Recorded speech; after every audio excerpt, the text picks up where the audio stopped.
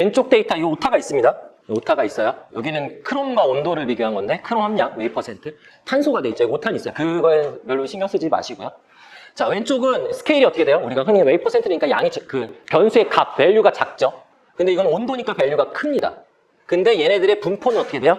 기본적으로 정규 분포 이렇게 되게 균일하게 분포하고 있죠. 얘를 우리가 데이터를 디스트리뷰션에 그리게 되면 이 밸류 때문에 X축의 밸류니까 이 스케일 때문에 한쪽으로 쏠리고 우측으로 쏠리고 이런 문제 때문에 정규화를 처리를 합니다. 그 문제는 뭐냐면 여기 식이 있지. 식을 한번 가져요. 머신러닝이라는 건 그 Y나 fx를 찾는 거라고 말을 해도 과언은 아니에요. 근데 만약에 그 식이 이런 식으로 되어 있다고 가정해 봅시다. 예를 들어 Y는 x1 곱하기 이 변수예요. 그 가중치 쭉쭉쭉쭉 돼서 뭐 편한치는 없다고 보고 그럼 만약에 x1이라는 밸류가 스케일이 x2보다 엄청 크다면 어떻게 돼요?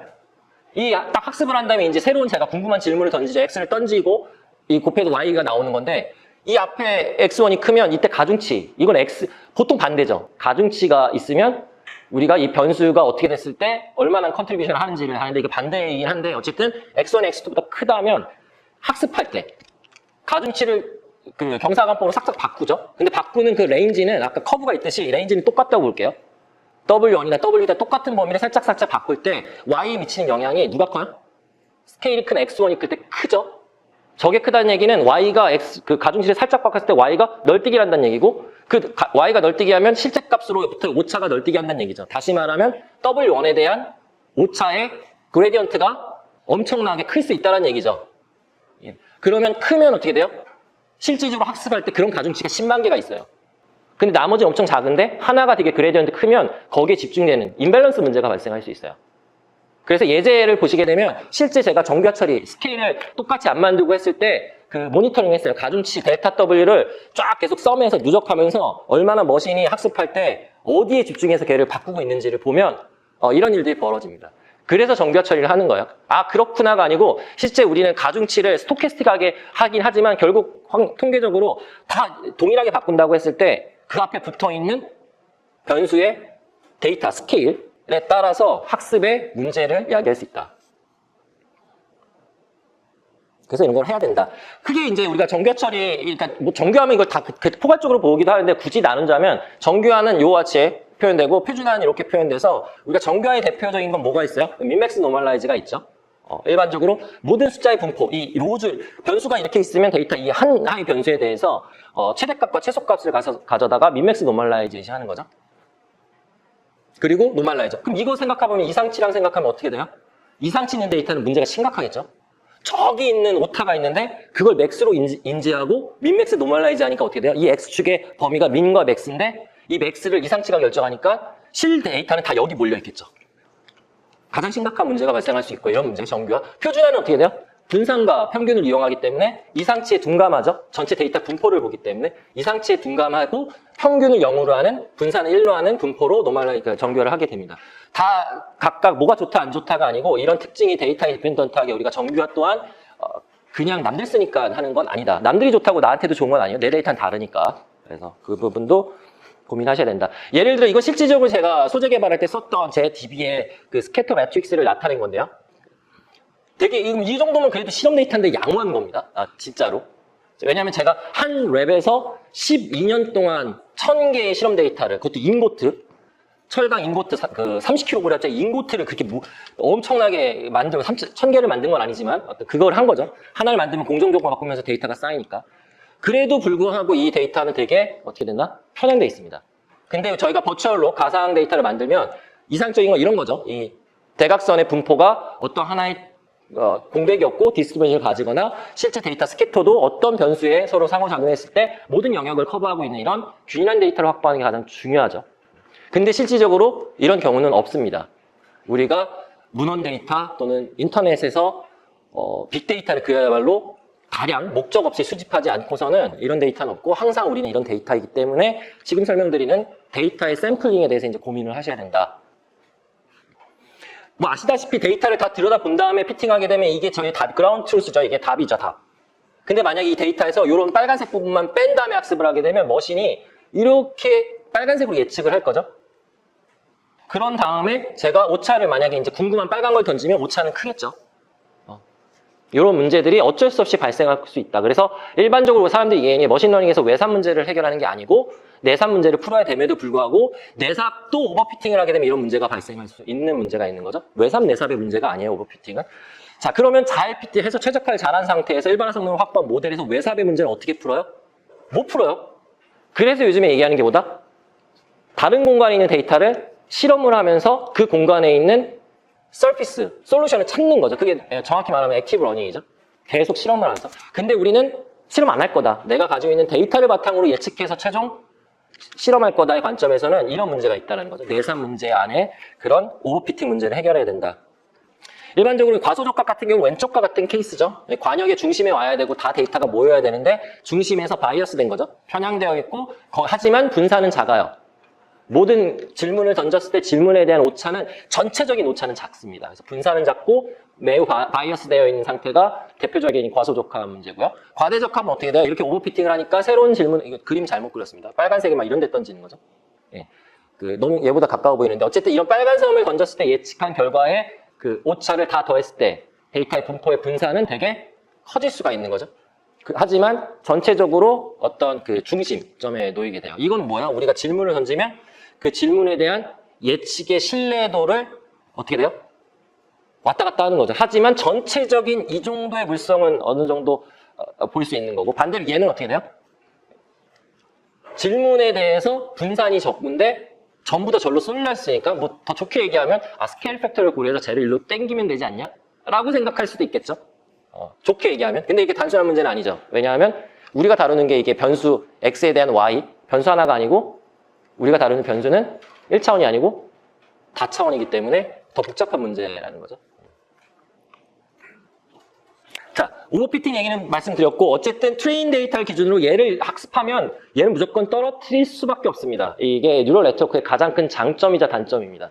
떨어뜨리는 와중에 얘가 보지 않은 데이터를 모델에 넣어가지고 그때의 오차를 평가하면서 모니터링을 하다가 얘가 올라가는 시점에 중지하는 기법, 중지해야 되고요. 만약에 중지하지 않고 끝까지 가게 되면 과적합, 요 지점 전에 하면 과소적합 이 문제가 발생해서 결국은 이제 우리가 과적합 문제를 해결하기 위한 방법론을 설명을 드릴 건데요. 뭐 이건 이미 다 알고 계실 겁니다. 대표적인 게 드랍아웃 방법론이 있죠.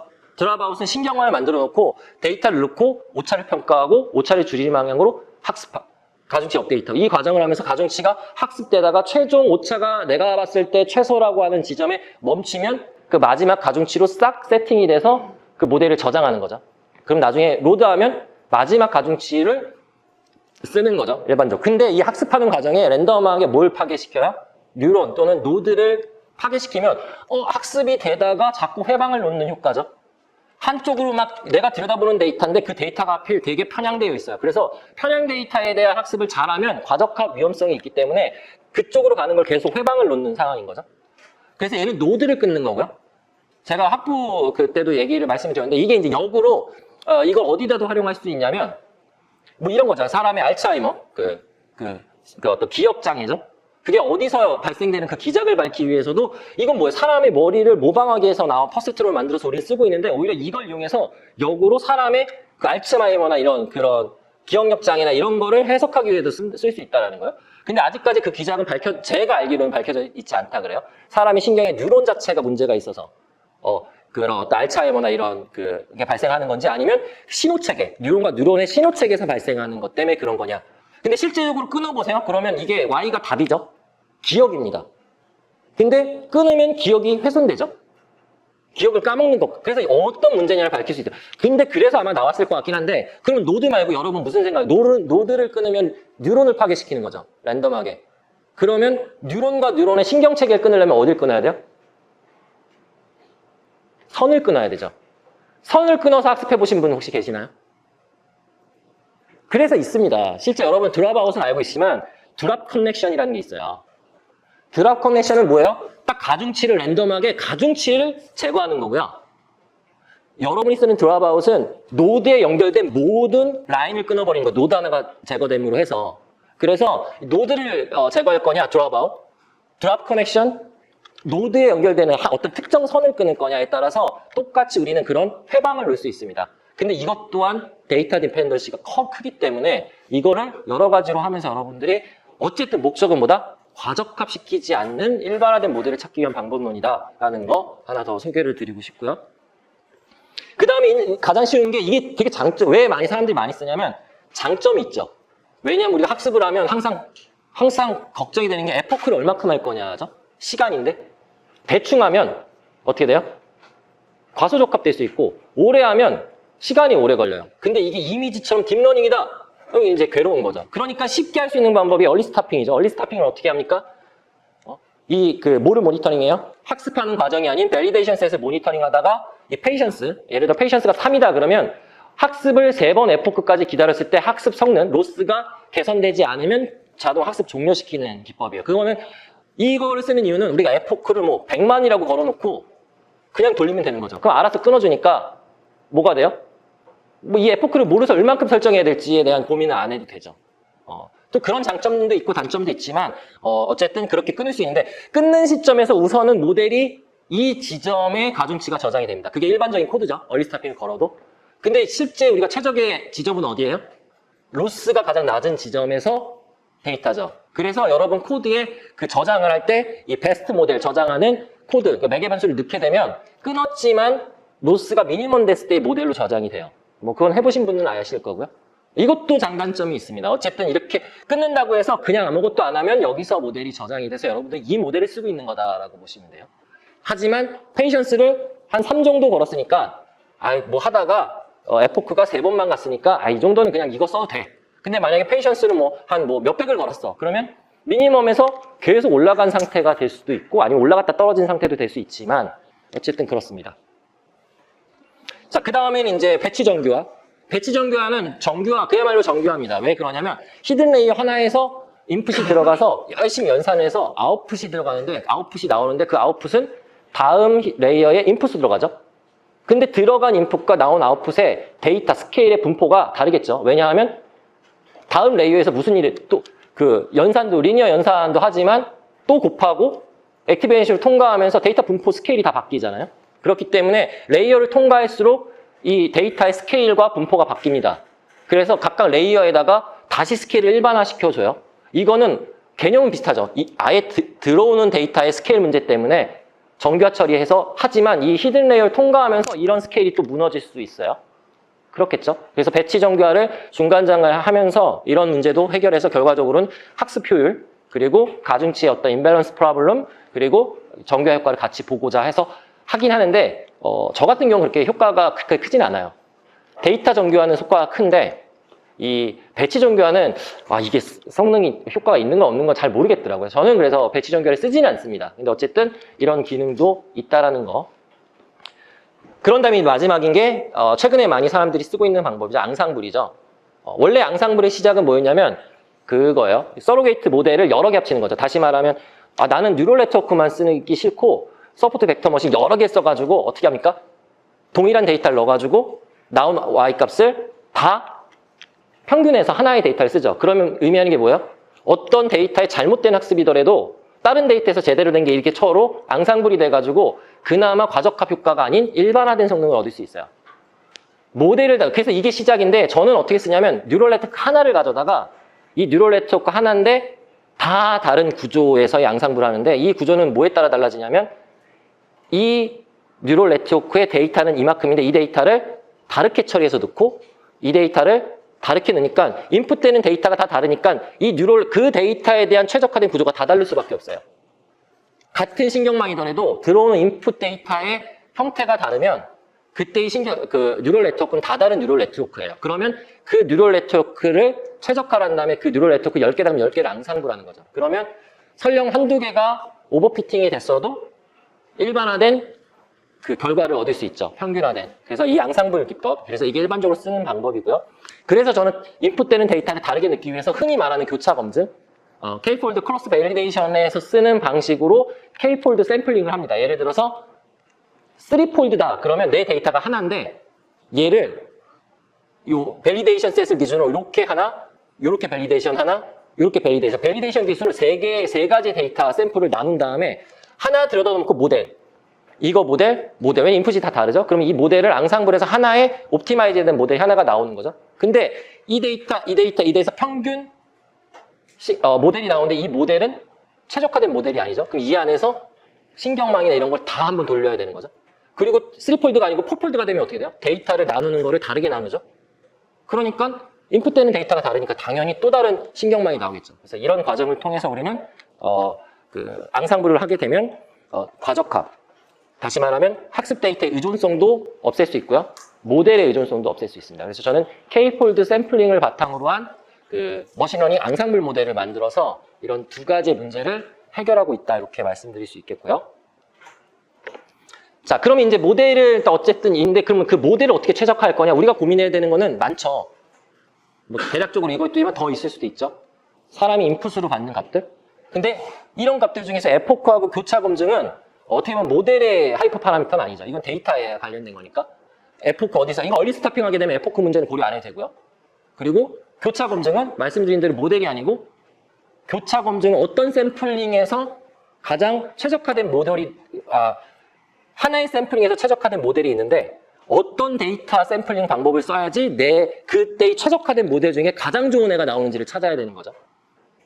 그래서 보통 논문에서는 우리가 K-폴드 교차 검증 쓰시는 분 보면 10폴드를 일반적으로 써요. 이유도 없습니다. 그냥 10폴드를 고정해서 쓰는데 내 데이터가 이 데이터를 이렇게 10개씩 쪼갰을 때가 가장 적합한지는 다 달라요. 근데 일반적으로 10폴드를 고정하고 10폴드에서 최적화된 모델을 찾는데 내 데이터가 10폴드가 최적의 샘플링인지 9폴드인지 뭐 아무도 모르죠. 그러니까 폴드별로 다 최적화를 해야 되니까 실제 저는 머신러닝 모델을 하나의 앙상블 모델을 만들 때 보통 25,000개의 머신러닝 모델을 만들어요. 그러면 딱 요이 땅 하면 신경만 최적화와 K-폴드 다 돌면서 매핑을 다 하면 한 일주일에서 한 3주 정도 걸리면 한 25,000개 머신러닝 모델을 다 계산하고 그 계산한 모델에서 하나의 딱 모델이 나옵니다. 이게 결국은 최적의 K 샘플링 뭐 4폴드다. 그럼 4폴드에 대해서 가장 최적의 신경망 구조를 찾아서 앙상블 모델이 나온 걸 가져다가 역설계를 합니다. 그래서 너무 쉬운 순방향 기계학습이긴 하지만 어떤 분들은 뉴럴 네트워크가 안 좋다. 어떤 분은 샬로 러닝을 해야 된다. 어떤 분들은 다 말들이 많잖아요. 실제로 다 해봐야 됩니다. 다 거기를 매핑을 해봐야지 진짜 최적이 뭔지 평가를 할 수 있습니다. 그럼 하이퍼 파라미터를 어떻게 다 찾을 거냐? 가장 좋은 게 그리드 서치죠. 이거는 디스크리트한 정수 데이터는 가능합니다. 예를 들어 신경망 레이어와 뉴런이다. 그러면 얘는 실수가 아니죠.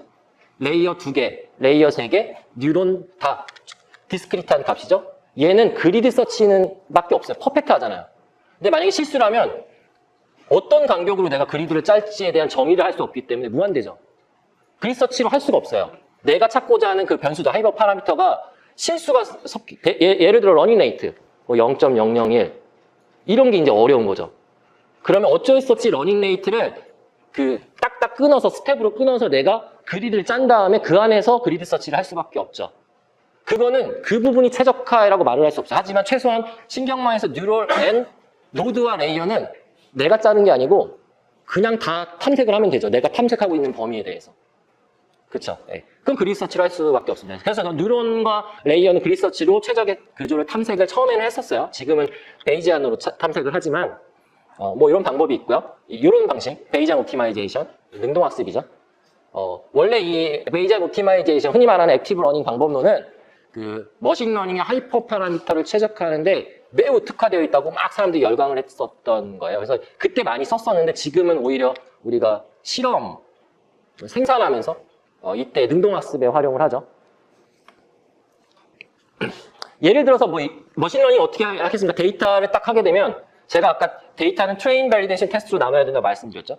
테스트를 초기에 떼놔야 돼요. 왜냐하면 이 테스트는 알고리즘이 다른 거를 비교할 때 쓰거나 또는 같은 신경망이라도 인풋된 데이터가 다르면 다른 알고리즘이에요. 그래서 이 테스트로 나중에 이 각각의 최적화된 모델들을 비교하기 위해서 공통적인 테스트를 초반에 스플릿을 해야 되고요. 그런 다음에 이 안에서 구조를 최적화할 때 밸리데이션을 쓰는 겁니다. 이게 헷갈리게 되면 안 되는 거죠. 그래서 테스트를 먼저 뗀 다음에 이제 트레인과 밸리데이션 데이터가 밑으로 들어와서 예를 들어 3폴드다.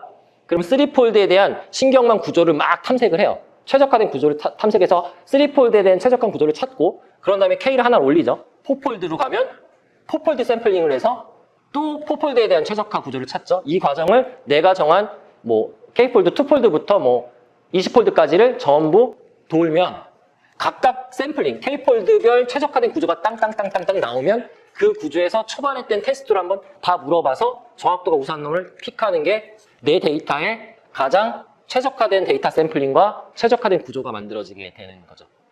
이건 라이브러리가 아니고 이제 제가 이제 이런 구조로 저는 신경망에서의 최적화된 앙상블 모델을 찾는다라는 거를 여러분한테 소개를 드리는 거고요. 우측을 보시게 되면 3폴드 같은 경우에 실제 노드와 레이어를 이렇게 바꾸게 되면 뛰는데 이렇게 바뀝니다. 다 달라요. 정확도가 알트 스퀘어가. 그래서 이런 구조의 하나의 포인트 자체가 의미하는 게 3폴드니까 모델이 3개가 있는 거죠.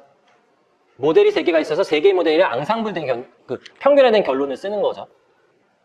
10폴드면 모델이 10개가 있는 거고 10개에 대해서 예측해서 10개의 물성에 대해서 평균을 쓰는 거고요. 그래서 한번 테스트 해봤습니다. 하나는 이런 K폴드 샘플링을 안 하고 원 데이터 그대로 내려와가지고 신경망을 이 데이터에 최적화하는 모델과 K폴드를 해서 최적화하는 모델을 비교를 해봤고요. 그렇게 이 비교된 모델에 대해서 인풋 데이터 자체를 아예 셔플링을 10번을 해서 한번 내려봤어요. 데이터를 셔플링을 한 이유는 요 테스트 때문에 했습니다. 왜냐하면 제가 한번 랜덤하게 섞은 다음에 트레인과 테스트를 나누면 이 나눔 테스트가 하필 이 모델에 좋은 애일 수도 있잖아요. 그렇기 때문에 우선은 이 자체적으로 단순 모델의 성능도 보고 K폴드의 앙상블 기법의 비교도 하지만 아예 셔플링을 10번 해서 테스트가 다르게 스플릿이 됐겠죠. 그 데이터를 비교해서 이 교차 검증 기반 앙상블이 어떻게 되는지를 보면 모든 신경망 구조, 최적화된 구조에서 전체적으로 다 알트 스코어가 높아요.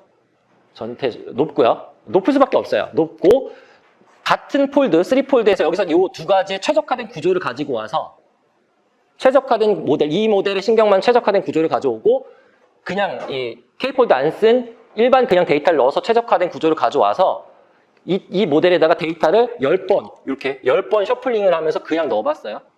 그러면 어떻게 된다? 전체적으로 이기질 못해요. 그래서 사람들은 K폴드를 쓰는 겁니다. 교차 검증 기법을 쓰는 거고요.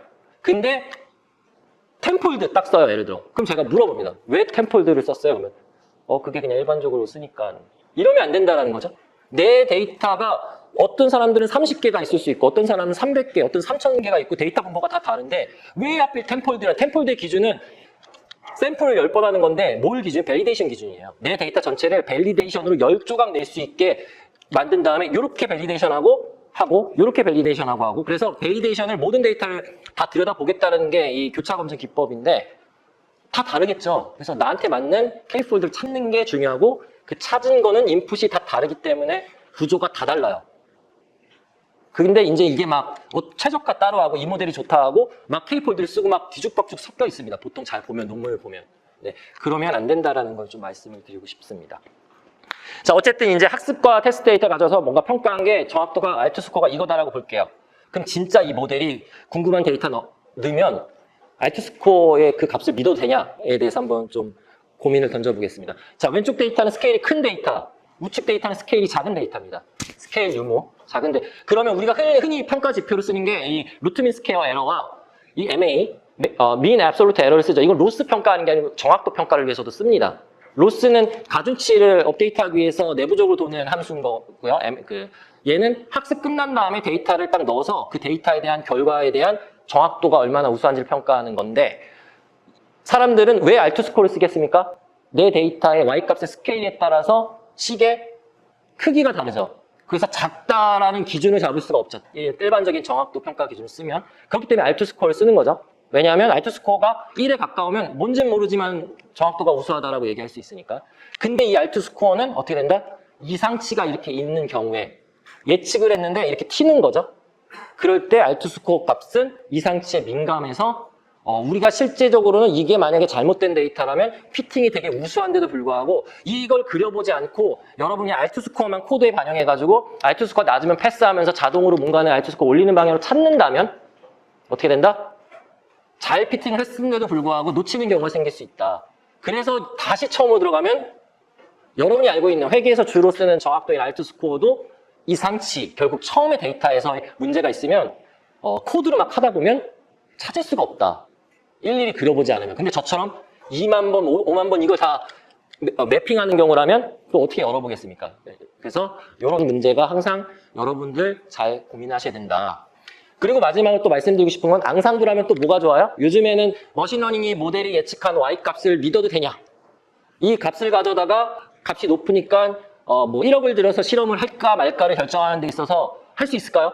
믿어야지 하잖아요. 그렇죠? 그럼 믿는 그 척도로 쓰는 게 보통 불확실성인데 이거 굳이 프로버빌리티 모델을 헤비한 걸 쓰지 않아도 앙상블을 쓰면 항상 뭐가 나온다?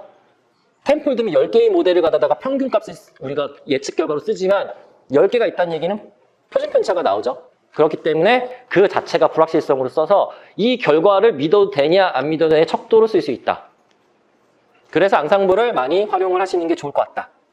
일반적으로는 이 구조가 다 다른 걸 쓰는 걸 앙상블이라고 하지만 같은 신경망이더라도 K-폴드 방법론을 쓰게 되면 그 자체가 다른 모델에 최적화가 되기 때문에 앙상블을 쓰면 된다. 그 위에 일반적인 그 불확실성을 얻기 위한 모델은 가장 이론적인 거는 베이지안 뉴럴 네트워크가 있죠. 우리가 가중치를 학습하면 학습하는 과정에서 가중치가 막 널뛰기 해서 변하지만 마지막 학습 끝났을 때 가중치 하나로 세팅이 되는데 베이지안 뉴럴 네트워크는 이 가중치의 분포를 학습하기 때문에 하나의 인풋이 들어오면 어떤 가중치를 랜덤하게 확률적으로 픽해서 Y가 나오죠. 걔를 포문으로 같은 데이터를 100번 넣으면 100번 다 다른 얘기가 나와서 정확히 이런 가우시안 디스트리뷰션 또는 정규 분포의 아웃풋이 나오게 됩니다. 그러면 여러분들은 그 평균값으로 결과를 예측하면 되고 분산으로 내 데이터에 대한 이 결과값이 얼마나 언설튼티한지를 예측하는 데 쓰면 되고요. 동일한 이론적으로 거의 흡사, 완전히 동일한 매우 쉬운 방법이 있습니다. 그게 흔히 말하는 몬테카를로 드랍아웃이죠. 과적합을 방지하게 쓴 몬테카를로는 학습할 때는 끊어가지고 학습하지만 예측할 때는 하나의 Y를 예측하게 되어 있지만 그 몬테카를로를 라이브러리 가져와서 그냥 드랍아웃 레이어로 쓰지 말고 이걸 클래스를 만들어서 한번 들어갔다가 여기서 매개 변수로 얘를 아웃풋도 다르게 예측하게 키면 그냥 코드 한 줄을 키면 우리가 학습할 때 끊었던 정보를 가져다가 동일한 인풋을 넣으면 그 인풋을 넣으면 하나의 값이 나오겠지만 포문으로 동일한 걸 100번 넣으면 100개 다 다른 값이 나옵니다. 여러분들이 설정한 드랍아웃으로. 그래서 이거는 이미 논문으로 규명이 됐어요. 베이지안 뉴럴 네트워크 이론적으로 완벽한 이 모델과 이 드랍아웃 테크닉이 완전히 동치다, 같다라고 논문에 이미 보고됐습니다. 그래서 이건 되게 라이트한 모델이기 때문에 이건 학습이 거의 안 됩니다. 되게 어려워요. 그래서 뭐 미니 배치나 여러 가지 방법을 쓰긴 하지만 여전히 저는 베이지안 뉴럴 네트워크는 쉽지 않은 학습 기법이라고 보고 있고요. 그에 대안으로 몬테카를로 드랍아웃을 쓰거나 또는 저처럼 앙상블을 쓰거나 아니면 그 자체로 여러분들이 내일 배우실 그 액티브 러닝에서 쓰는 가우시안 프로세스 리그레서라는 모델을 쓰는 거, 머신러닝 뉴럴 네트워크 쓰는 게 아니고 얘는 예측을 평균과 분산을 같이 내뱉는 그 모델이기 때문에 이 GPR을 뉴럴 네트워크 대신 쓰면 그 자체로 우리는 확률 모델처럼 언설튼티를 쓸 수 있어요. 시간 관계상 얘는 예제로 한 번만 설명드리고 다음 예제는 그냥 스킵하고 넘어가도록 하겠습니다. 저희 학생들이 주석을 달아서 클릭으로 되게 쉽게 이해할 수 있게 잘 만들어 놨기 때문에 어떻게 하는지만 설명을 드릴게요. 얘는 제가 예제로 여러분의 데이터 샘플링의 중요성을 설명드리기 위해서 제가 만든 거고요. 일반적인 코발트 텅스텐이 들어온 바이너리 상태도를 계산하면 요 리퀴더스 라인이 있죠. 요 온도 이상 되게 되면 액상이 되고 이 온도 이하에서는 액상 공산, 그리고 요 주황 이 오렌지색 이하에서는 고체가 되는, 그래서 고상선과 액상선을 예측할 수 있어요. 뭘로? 그러니까 서멀칼크나 이런 소프트웨어를 이용해서. 근데 제가 이걸 어떻게 했냐면 3원계 조성 에서 규칙적으로 데이터를 조성을 만들었어요. 코드로. 그래서 텅스텐, 코발, 카본에서 이 포인트들의 조성을 다 만들었어요. 정확하게. 그런 다음에 이 조성을 서멀칼크라는 연력학 계산 프로그램에 넣어서 이 텅스텐과 코발트, 카본에 이 정도 조성이 들어갔을 때의 리퀴더스 온도를 계산해가지고 데이터를 올렸어요. 그럼 이 데이터는 뭐예요? 변수가 텅스텐, 코발트, 카본의 함량이 있으면 액상선의 온도를 예측하는 게 되겠죠. 그래서 이 그래프를 여러분들이 오리진으로 그리면 정확히, 고상선은 지금 데이터 없고요. 이건 제가 일부러 액상선으로 학교 수업을 한 다음에 고상선이 훨씬 더 복잡하죠. 그래서 고상선을 예측하는 모델을 학생한테 과제 때문에 고상선을 한 거고, 여러분들은 액상선. 이걸 그리게 되면 이 액상선이 나오겠죠. 그 액상선을 검은색 포인트는 트레인 데이터고요. 녹색 코드를 일부러 순서대로 이게 포문에 도니까 순서대로 텅스텐, 코발트, 카본 바꾸고 뭐 이런 식으로 바꿨기 때문에 이게 순서대로 온도별로 이렇게 쌓았어요. 그러니까 저희가 이 데이터를 셔플링을 안 하면, 섞지 않으면 정확히 트레인과 밸리데이션 스플릿 하게 되면 위에 80개 트레인, 밑에 20개 테스트로 나눠지거든요. 코드가 그 트레인과 밸리데이션을 나누는 코드를 쓰면 딱 순서대로 나눠져요. 근데 얘는 셔플링을 안 했기 때문에 제가 의도적으로 쌓은 순서가 이렇게 되어 있어요. 이게 트레인이고 녹색이 밸리데이션입니다. 그래서 이걸로 학습하고 제가 얘를 예측할 거고요. 하나의 그 다음 예제는 셔플링을 한 다음에 데이터를 셔플링하면 이렇게 되겠죠. 그런 다음에 검은색으로 트레인하고 녹색, 내산 문제를 푸는 경우를 했을 때 결과를 보면 누구나 예측할 수 있는 결과가 나와요. 셔플링을 하게 되면 빨간 선처럼 그 예측 정확도가 완전히 직선에 수렴하게 만들 수 있어요. 그냥 대충 학습해도 이렇게 나와요. 근데 이렇게 하게 되면 이 검은색을 들여다본 다음에 이 밑에 온도를 예측하는 게 이 경향성 때문에 어느 정도는 선에 있겠지만, 그쵸? 벗어나죠? 그리고 고온은 여기 벗어나죠? 자, 이런 일들이 왕왕 벌어집니다. 이거는 우연히 그나마 잘 맞은 거예요. 왜냐하면 플레인이 위의 커브의 어떤 트렌드를 읽어서 밑에를 예측하는 거기 때문에 외삽이긴 하지만 크게 벗어나지 않는 예측이지만 이게 3차원이 아니고 10만 차원이라고 하면 어떻게 될까요? 엄청 복잡한 뭔가가 있는 상태이기 때문에 어떤 국부적인 영역을 가져다가 학습한 다음에 다른 영역을 학습하게 되면 얘가 일로 갈지 절로 갈지 알 수가 없죠. 리스크가 엄청 커지겠죠. 그래서 그런 부분을 좀 경험하시라 해서 예제를 만들었고요.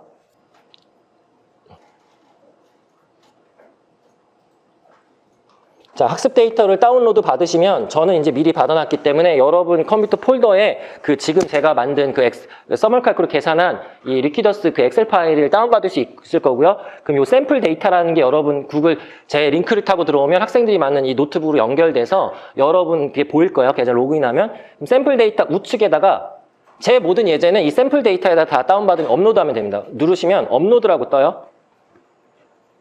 그죠? 업로드를 누르신 다음에 지금 그 요 예제와 관련된 파일을 업로드 하시면 되는데 저는 이걸 가져왔기 때문에 파일을 미리 다운로드 했기 때문에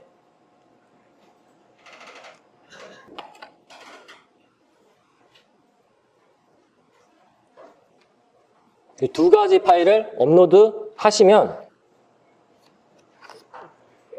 얘는 금방 바로 들어갈 겁니다. 그 업로드 됐는지 보려면 얘를 내려보시면 바로 들어와 있을 거예요. 오래 걸리면 여기 동그란 바가 이렇게 천천히 들어요. 그래서 다른 예제들은 되게 헤비하기 때문에 오래 걸리고요. 얘는 엑셀 파일이니까 그냥 올라갑니다.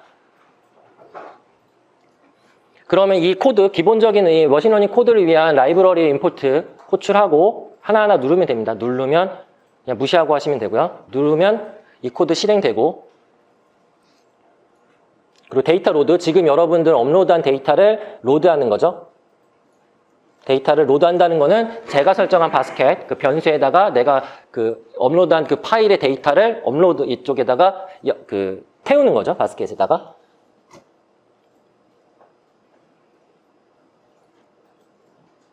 첫 번째는 without shuffle입니다. 그러니까 셔플을 안 하고 학습을 해서 모델을 저장할 거고요. 하나는 셔플을 하고 학습을 해서 저장한 다음에 그 셔플 한 것과 안 한 것으로 저장한 두 가지의 모델을 콜해서 비교하는 거죠.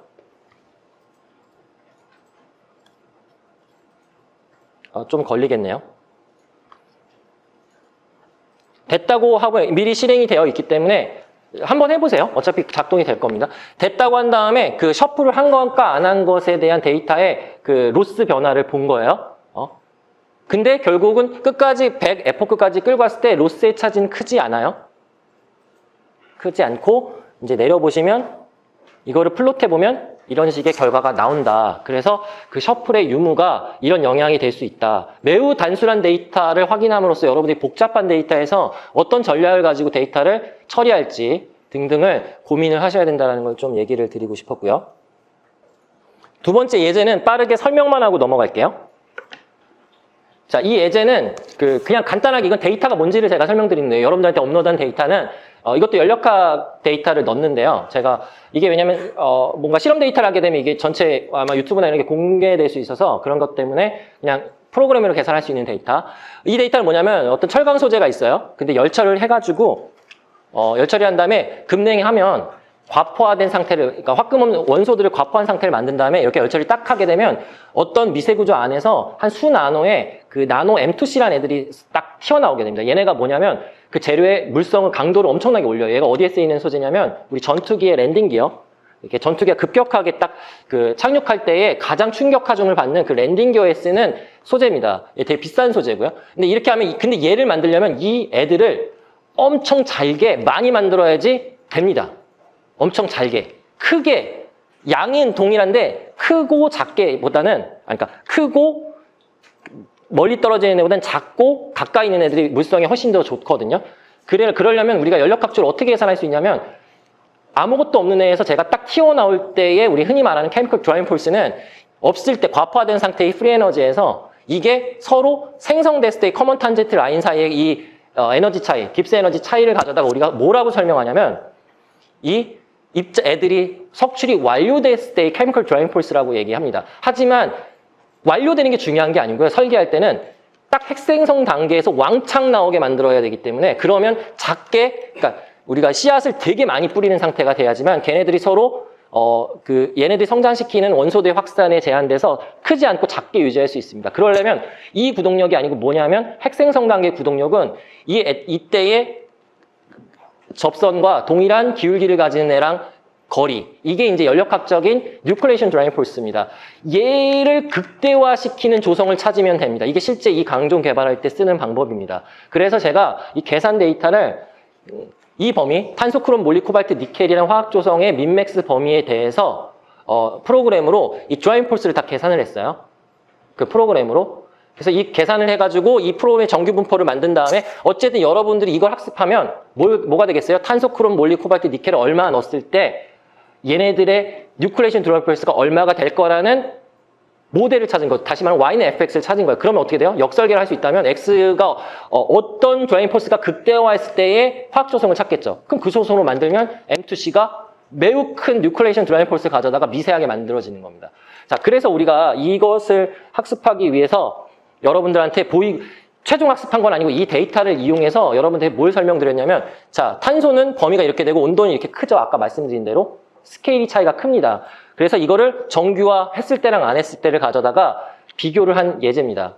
그래서 이 그래프는 각각 이터레이션 학습하는 과정에서 모든 웨이트, 탄소, 크롬 이거에 대해 웨이트들이 널뛰기를 하는 애들이 있고, 이 가중치와 학습한 후에 가중치의 차이, 그 델타 W 차이를 보게 되면 요 온도가 한번 그냥 아예 이렇게 널뛰기 하는 것과 가다가 널뛰기 하는 것과의 차이입니다. 이게 그러면 델타 W 어떤 영향을 미치는지를 보기 위해서 합쳤어요. 축적을 했습니다. 이 다음 가중치에서 전 가중치 뺀 그 차이, 얼만큼의 가중치를 바꿔서 그레디언트 디센트를 했는지에 대한 그 가중치 델타 W를 이 온도에 대해서 계속 누적하면서 본 거예요. 학습하는 과정 중에서.